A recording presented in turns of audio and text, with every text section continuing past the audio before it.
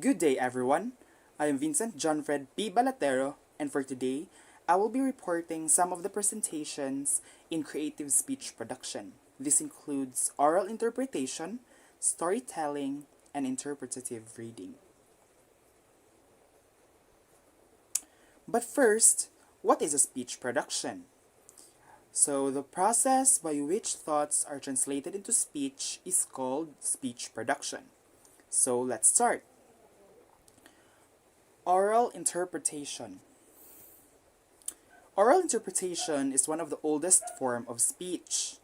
It is also variously called as oral reading, reading aloud, or interpretative reading. Interpretation.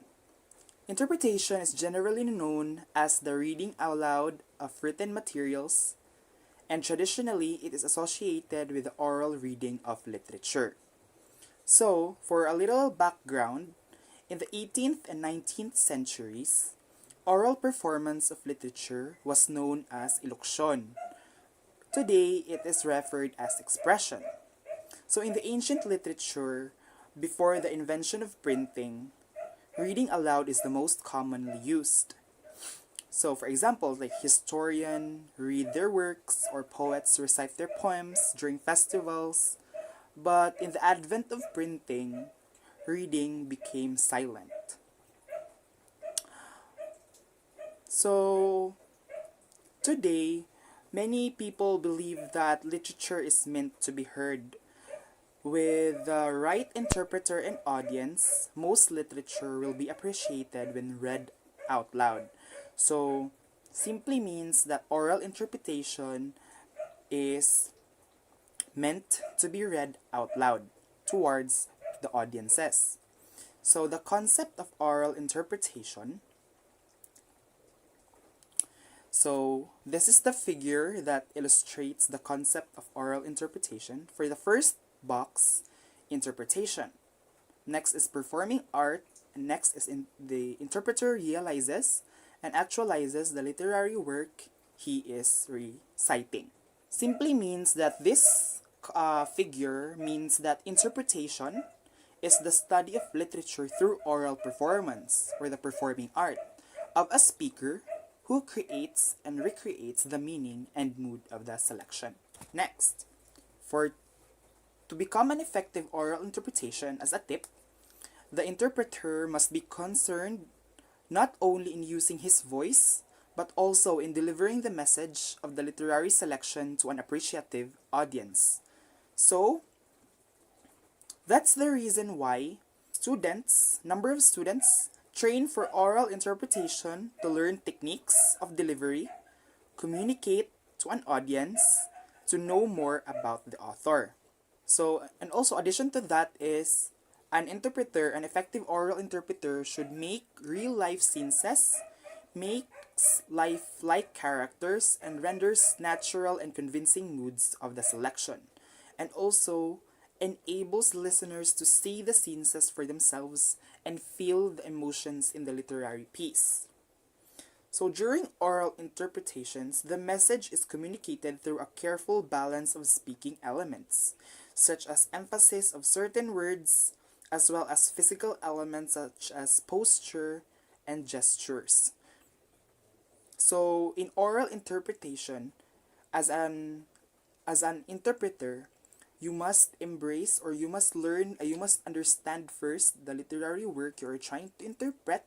After that, you will embrace the characters, and as well as you need to make the audience feel the emotions of the literary piece and see the scenes for themselves through your interpretation. For the next is storytelling. So, storytelling is, according to Nikitina, 2011, storytelling is a structured narrative account of real or imagined events that is widely used in public speaking as a medium of sharing, interpreting, and offering the content of the story to the listeners.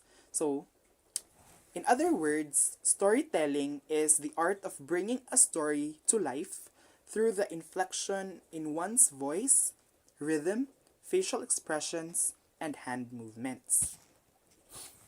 Oops. So for a little background again, uh, a long time ago, storytelling was believed to calm the fears and doubts of a family. A storyteller who was good at telling heroic events or other important events of the tribe began to reach the position of honor and respect. And also, storytellers need to be a good listener, and a good storyteller was always respected. Next is the oldest surviving tale in storytelling history is the Epic of Gilgamesh.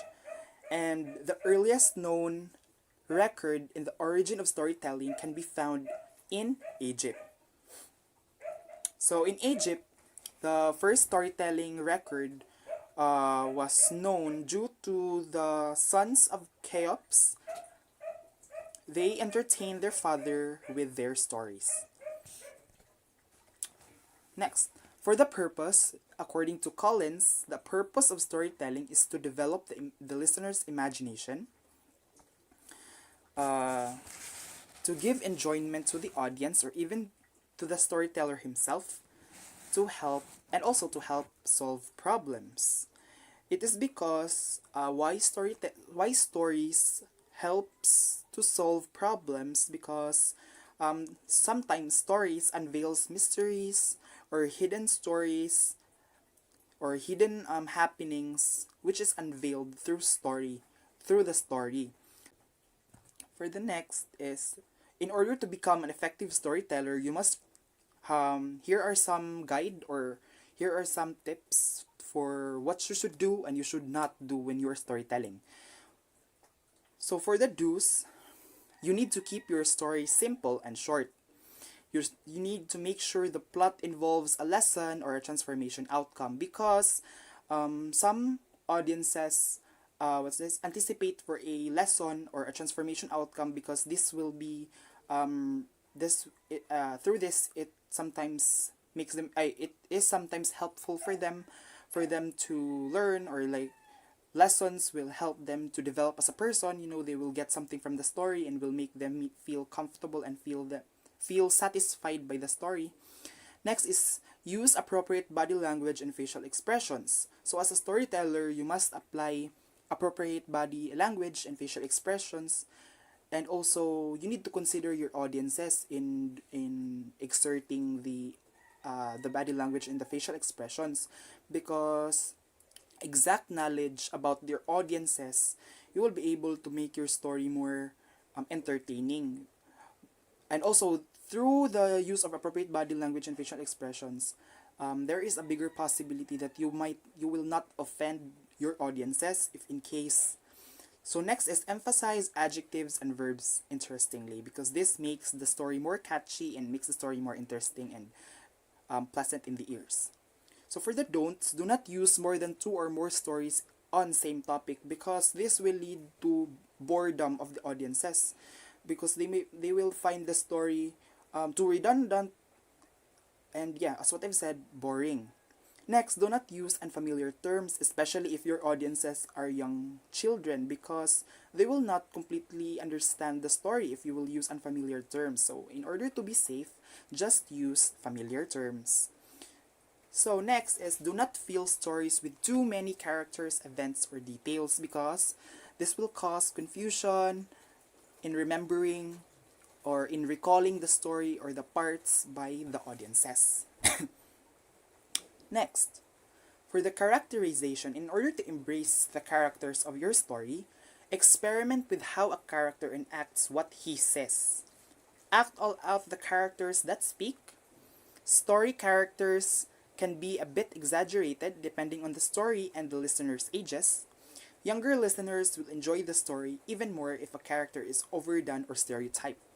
So in storytelling, the storyteller should embrace the characters he or she is portraying because he or she should consider the audience's age, culture, and etc. Because in order to elaborate or make proper expressions and gestures that entertains them, and this makes your story more interesting and more attractive or pleasant to the ears. And also you need to you need you really need to kanang you really need to exert, or you need to show what the characters in the stories looks like for the for the audiences to see for themselves or feel by themselves what the story feels like, or what is the story looks like in person. So for the next is interpretative reading. So in its simplest form, interpretative reading is considered as it consists of one person reading aloud to another. For example, reading instructions from a magazine towards a friend. So in its complex form, it is an art by which a reader communicates the meaning of a great literature to an audience. So for example, a passage from a Bible is explained by Queenie Villaganas towards his classmates. So that's it for an example. Next, the three major components. These are the three major components: the author, the interpreter, and the audience. The author who wrote the piece, the interpreter who reads it, and the audience who listens to it. In order to become an effective interpreter, that is an interpreter, not interpretative. I'm sorry for the typo. So first, try to understand the meaning of the selection. Second, work for effective expression of the meaning of the selection through the use of fundamental techniques of speaking during the actual performance. So for the first, try to understand the meaning of the selection. So as an interpreter, in order to successfully interpret a literary work, you need to understand the meaning, the flesh or the content of the literary work you are trying to interpret, because this makes your interpretation more effective. Second, work on effective expressions. In the actual performance, you need to show to the audiences the fundamental techniques of public speaking. Like for example, you know how to modulate your voice, you know how to use rising and falling intonations, because this makes your interpretation or your presentation much more appealing to the audience's eyes. Next, so tips. Even if the selection is memorized, still use a manuscript. Why? The reason why you need to use a manuscript, it is because during your presentation, you will hold a manuscript. This is to remind your audiences that what you are interpreting or what you are presenting in front, or what are the thoughts that comes from your mouth, doesn't come from you personally, you as an interpreter, but to remind them that you are just trying to voice out the author's thoughts, the author of the literary work you are interpreting. You're just voicing out his thoughts, but it reminds the audiences that it doesn't came from you, but from the author you are interpreting. So next, remember to maintain eye contact with the audience. So it is normal for so as what I've said, you need to have you still use a manuscript. So it doesn't mean that you have a manuscript, doesn't mean that you will not remain an eye contact to the audiences. So much better to have more time in having an eye-to-eye contact towards your audiences and just glance to your manuscript as guide. Next, use visible actions, facial expressions, gesture, posture, and etc. because this makes your interpretation more alive, more lively, and more fun to look at. Express the color and substance of the selection. Controlled vocal volume, pitch, rate, and quality, because through this, it makes your presentation more colorful and, as what I've said, appealing to the audience's eyes. For the third is the most important task as an interpreter is to intensify the meaning of the selection. So as an interpreter, you need to keep in mind that your main goal during your presentation is to intensify the meaning of the literary work you are interpreting. Your main goal is to make your audiences understand the meaning or the content of the literary work you are interpreting. That's it. Through the help of the fundamentals, the fundamental techniques of public speaking, through the gestures and other stuffs like that, it makes your presentation much more easy to be understood by the audiences, because because aside from their aside from they are able to understand the literary work you are interpreting, and also they will be able to be entertained as well. So to accomplish the task or the oral interpretation, therefore you must learn to concentrate upon the ideas and feelings of the selections at the moment of oral reading to generate appreciation to these ideas and feelings in your audiences. So an effective interpreter can communicate to the listener's relationship around sound, sense, and structure. So overall, the three topics that I have discussed kind of connects with each other because it is more on like it touches the public speaking. You need to keep in mind to become an effective interpreter, an oral reader, a storyteller. You need first to understand the meaning. You need to You need to understand the selection, understand the content or the flesh of the literary work. You need to embrace the characters. You need to exaggerate in order to entertain your audiences according to their ages.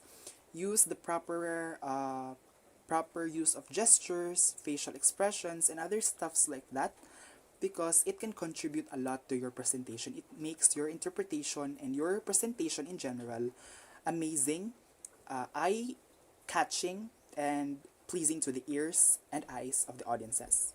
So that's all. I am Vincent Johnfred P. Balatero, and that is all for today. Have a nice day. Thank you.